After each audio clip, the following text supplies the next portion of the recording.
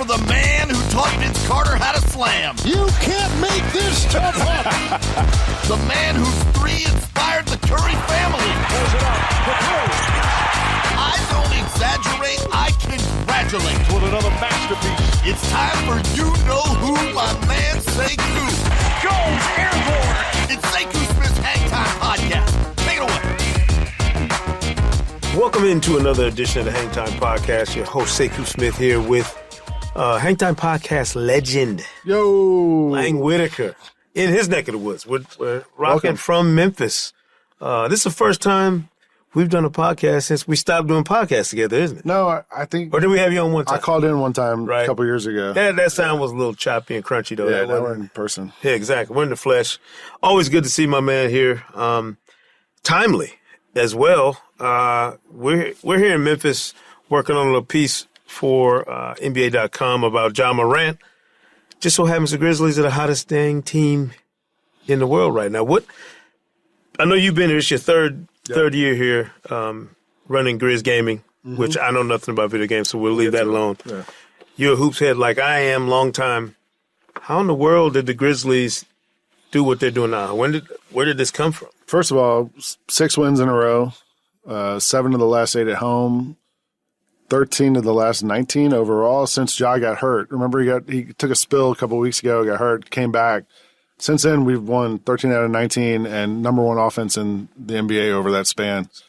It's ridiculous. Like it's incredible. Like the crazy thing is, like, a year ago at this time, this is game 41. We were 19-22 at this time a year ago, and we're 19-22 this time this season, but heading in different directions. Last year at this time, Mike Conley was still on the team, Marcus Gasol was still on the team.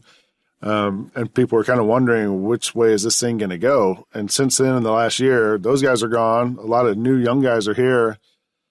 New coaches here, new front offices here, and things are going really well right now. Was the reboot a thing where you feel like it was obviously time to switch from the grit and grind era and all that, but the reboot becomes a kind of this fresh slate for everybody.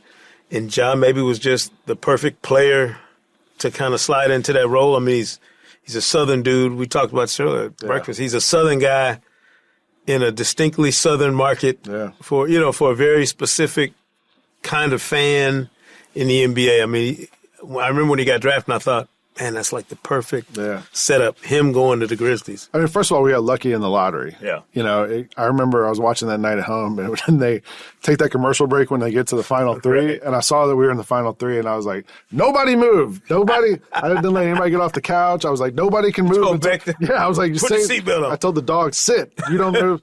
I was like, we got to see what happens here. And then we got the 2 pick, and, at the time, everybody was kind of focused on the 1, on Zion. And everybody's like, oh, whoever gets the 1 pick, it's going to be a thing. And then we got 2, and you're like, okay. And then, like, pretty quickly, you're like, all right, Ja's pretty awesome, too. I don't watch a lot of college basketball, so I didn't watch a lot of him last year. And then they only played 1 game in the tournament. He balled out, of course. Yeah. Who was that against? Double. I forget. I think it was Michigan? I think, we probably put him out if he played against us.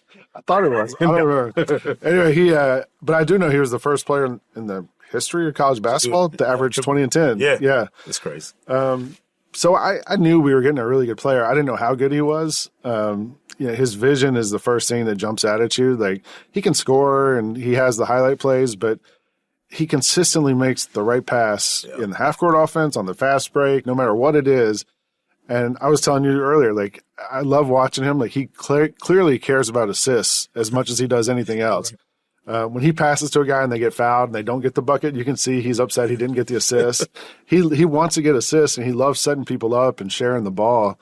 But to a personality standpoint, he's, Ja's country. Like, his family's, he has these flip-flops in front of his locker, and it said 706 on them, like it's the area code. And one day I was like, why is it 7? Like, that's Athens. Like, I went to University of Georgia. Like, that's the Athens area code. And he was like, people forget I was born in Augusta, like, born right across the state line. Right. So, like, he's born in Georgia, lived in South Carolina, went to college in Kentucky. Now he's in Tennessee. Yeah.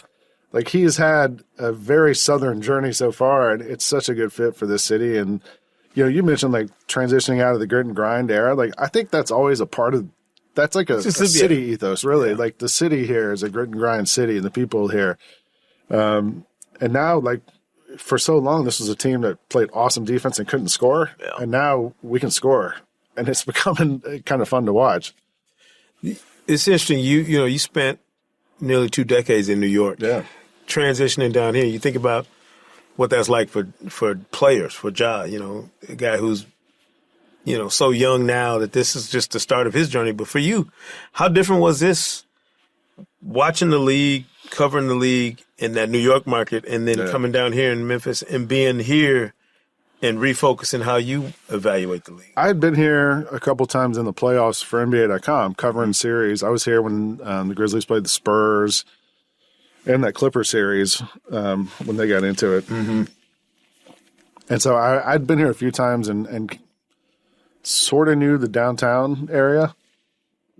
We're getting breaking news right now. The Atlanta Hawks have traded guard Allen Crabbe to Minnesota for point guard Jeff Teague and Travion Graham. Jeff Teague back to the Hawks. He's back. He's going to back up Travion. Now that's life coming full circle. Sorry to interrupt you. No. Nothing like breaking news. And Jeff's brother's here on the hustle. Marcus plays here. Wow. Yeah. But anyway, coming from New York to here, I called one of my friends when I got the job, and he was like, "Oh, you'll love Memphis. Memphis has soul." And that was the perfect way to describe what this city is like. I always tell people, having been here now for a few years, like, unlike a lot of other cities, like Memphis doesn't need a chamber of commerce to like say what this city is about. Right. Like, you can go stand on top of the Peabody and you're like, all right, that's where rock and roll started. That's where blues came to America. That's where barbecue got invented. That's where the civil rights movement changed forever. Like, the city has such a broad and diverse history, and it's pretty easy to find that. I love being here, and this organization has been great to me, and it's fun to be here right now when Josh here, like, and Jaren's here, and we have all these young guys, and they're all kind of finding their way. Taylor Jenkins is 40 games into his career as a coach. But it's been exciting to watch. People always want to put a ceiling or guess what the ceiling is for a group. I like that the Grizzlies are at this stage now where you have no idea how good they can be, which is, you don't know what they add in the next couple of years. They do have a guy who's kind of out in the wilderness right now, Andre Iguodala, who could become a factor at the trade deadline, maybe not. We just don't know. What's the latest you've heard or, even gotten a feel for just what his status is as of this stage of the season? I haven't heard anything. My guess would be if he hadn't played by this point for the Grizzlies, I don't know if he will. Yeah. I know that I hear the same thing you do, like the Lakers, the Clippers, all those teams are interested, but I don't know. I mean, the interesting thing here has been the guy who's sort of played that small forward role this year has been awesome, Dylan Brooks. Right. As Kendrick Perkins called him, that light-skinned cat the other day on Shout Twitter. out to Kendrick Perkins. Dylan's been awesome, and he's I think we're something like 15-0 when he scores 20 points in a game.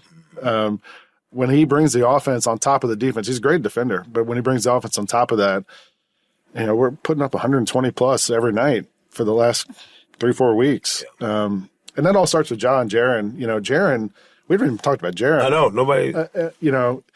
It's really interesting to me the way they use him this year. Like, they're using him like Ray Allen. Like, he's coming off picks on the on the wing. He's 6'11", 7 feet tall, coming around picks, catching and shooting. Like, he's the best 3-point shooter on the team. I remember his first game, didn't he? Yeah. He went bananas and knocked down a bunch of threes. Yeah. But we're in that era now. Yeah. It's funny. You've been covering this league and watching basketball as long as I have. I would have slapped somebody if they told me 25 years ago that the game would look like it looks now. Because that was such a specific, physical, grinded out era that we were in, in the late 80s, early 90s, to now be in this 3-point happy, wide open, big men shooting threes, running the floor. I couldn't have envisioned it being like it is now. Did you see this coming any better than I did? No. No. I mean, even guys like on our team, Jonas Valanciunas is a 3-point shooter now. Like, every center in the league has to be able to shoot threes. And there's games every once in a while. It's funny with Jonas, even like the other night against I forgot who we were playing. He finished with 31 and 19. Yeah. The Warriors. Against the Warriors. Like, there's certain games where I said, like, people come to Memphis for the ribs, and Jonas was serving up barbecue chicken that night. Like, there's games where he's able to go in the paint and just do what he does. But that doesn't happen every night. And we see guys now like, Dwight Howard, like guys who are like prototypical big men who are like back to the basket players. Like, you got to be able to shoot from the perimeter to create all that space on the floor. But if you can do that, if guys like Jonas can do that or Jaren, it gives Ja room. Right. And then once Ja can get in those angles and create and set everyone else up, it's hard to stop. Yeah, it's a different beast for sure. I realize now, we did podcasts for so long. Yeah. We used to argue about every little thing and nothing, and then everything all the time. And we had Fox. Yeah. Shout out to Rick Shout Fox. out Rick Fox.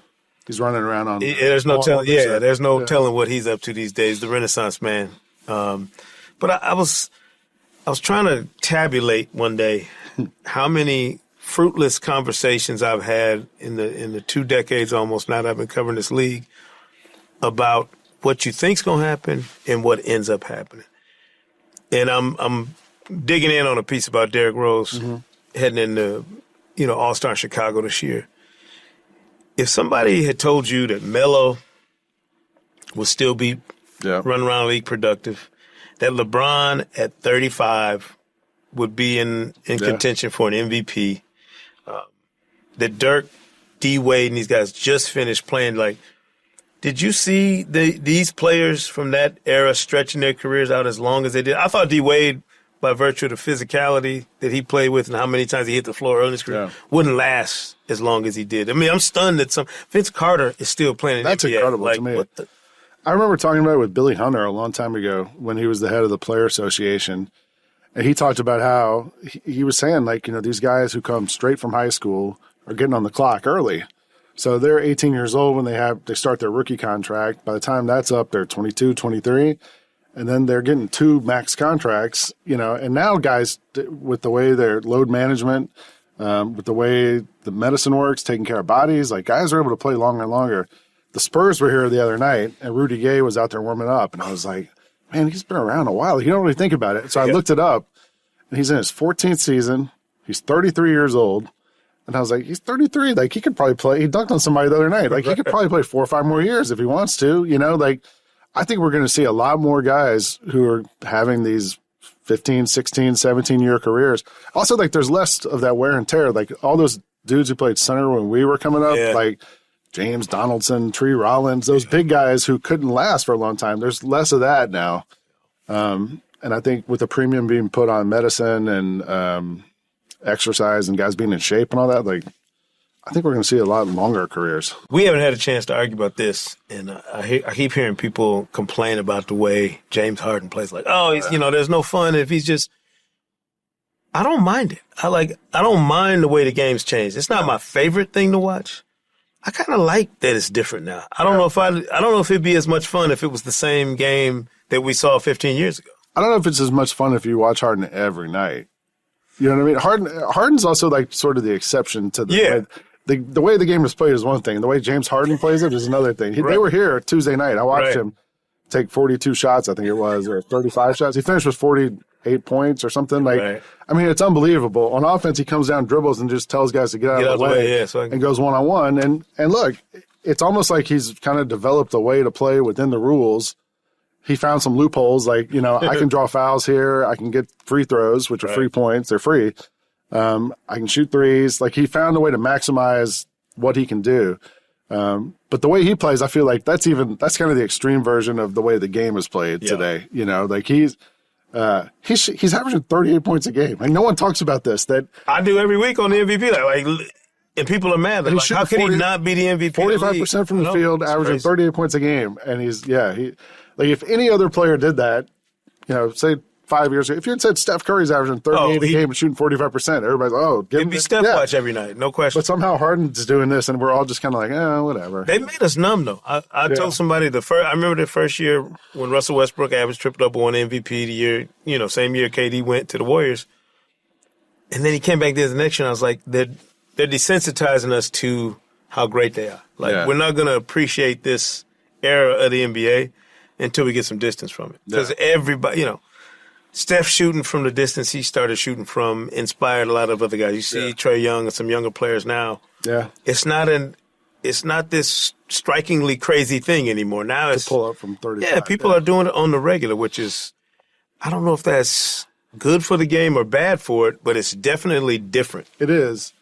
We don't see it that often here. Like, I mean, even Ja, Ja will take threes, but he doesn't pull up from 38 like those guys do. It is a totally different game. I mean, we're treading on Rick Fox get off my lawn territory here. Like I was thinking about that the other day. How all you got to do is mention the way the game used to be played, and all those old dudes get all upset about it.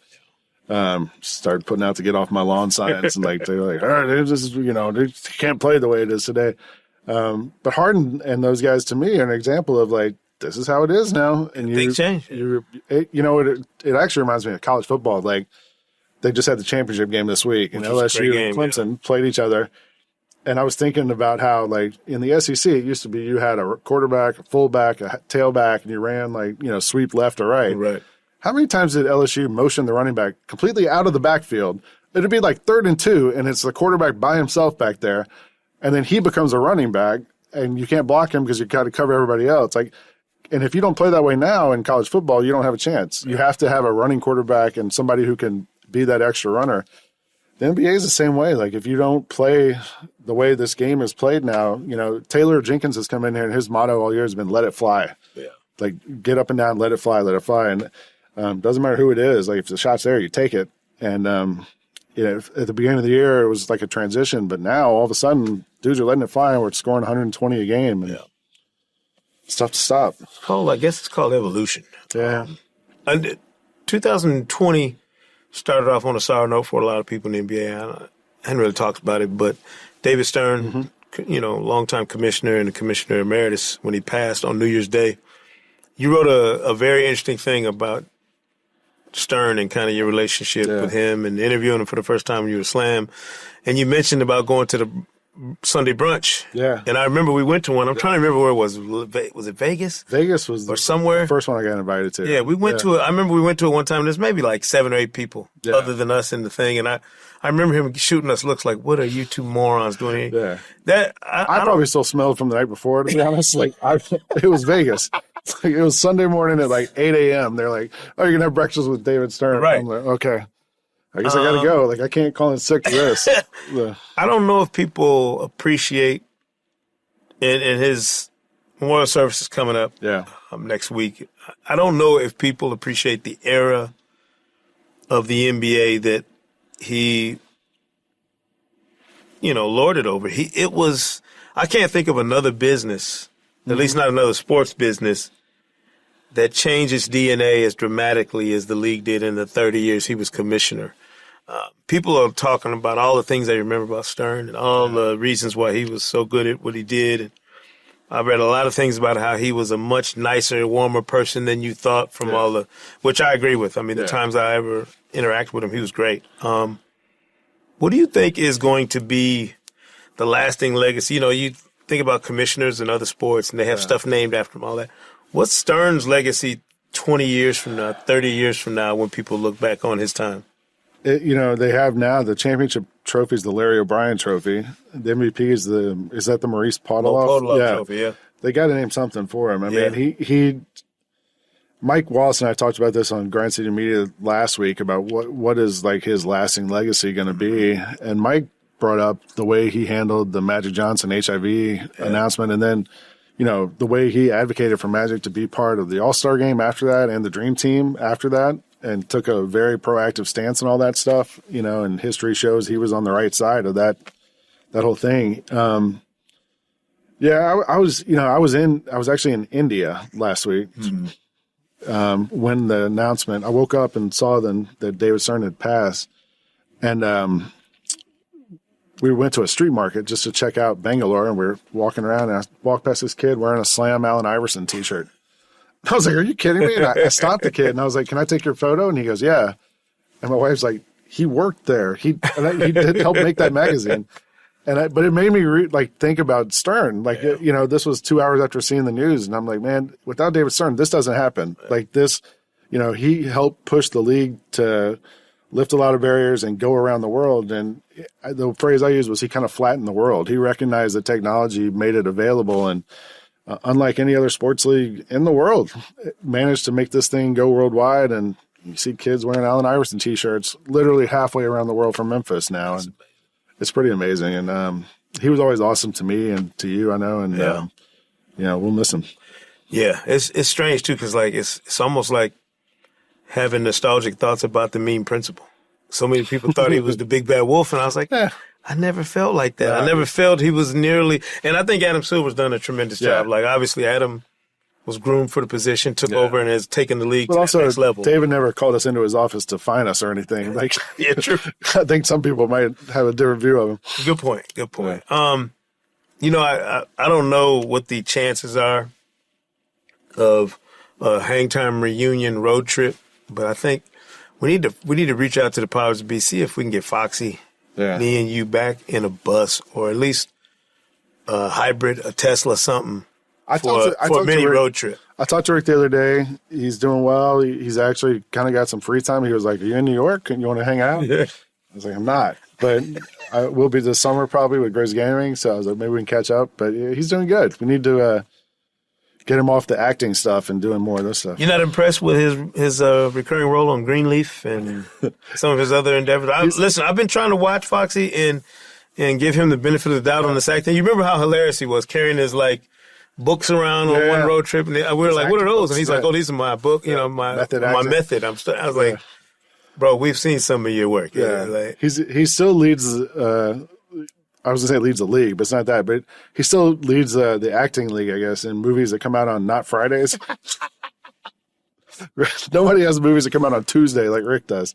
I remember you giving him the business about that too. It's like, why do your movies come out on days? And he gave us some lame answer for why. He's like, this is the way entertainment works. Yeah, it's like for everybody, except for you. Shout out again to Rick Fox. Love you, Rick. Love that dude. Loved the fun we had. This is my first trip to Memphis since you've been here. Yeah. So I'm hoping the Grizzlies might be coming back more. That's what I'm saying. I'm hoping the Grizzlies give us an excuse to come back here during the playoffs, man, because I think there's nothing better, and I've covered a horrible team, your favorite team. There's nothing better than seeing a team go from the bottom to getting back in the mix. I had no idea that 13-69 Hawks team would morph into a group that went to the playoffs for a decade straight. Again, this is the best reality show going, pro sports. You never know what's going to happen. You never know how it changes. So maybe they get a chance to get these Grizzlies in the playoffs. Maybe that's the taste they need to start a run like that. Yeah, let's get past All-Star. We're literally at the halfway point of the season. So they've been really good. Taylor's been really good about being pragmatic about it and just game by game, day by day. The same way Budenholzer was in Atlanta. It's just every day we get better. And I feel like the guys now have seen, if we just commit to this thing, we're going to keep getting better, and it's starting to show results. And see where it goes from here. No doubt. Y'all know his voice. We all loved the wild times we had on the Hang Time podcast. Lang Whitaker of Grizz Gaming now, but still the homie. Appreciate it. Always good to see you, man. Always. Thanks. Appreciate it. As always, we got to shout out our guest this week, my main man, Lang Whitaker, joining us on the Hang Time podcast. Wish we did our old Hang Time podcast more often. Group's not together anymore, but certainly love hearing his voice here on the Hang Time podcast. We'll see you again right here next week on the Hang Time podcast. Thanks for listening to Sekou Smith's Hang Time podcast. Be sure to check out previous episodes on Apple Podcasts, Spotify, NBA.com/hangtime, or wherever you listen to podcasts. Until next time, Hoops fans.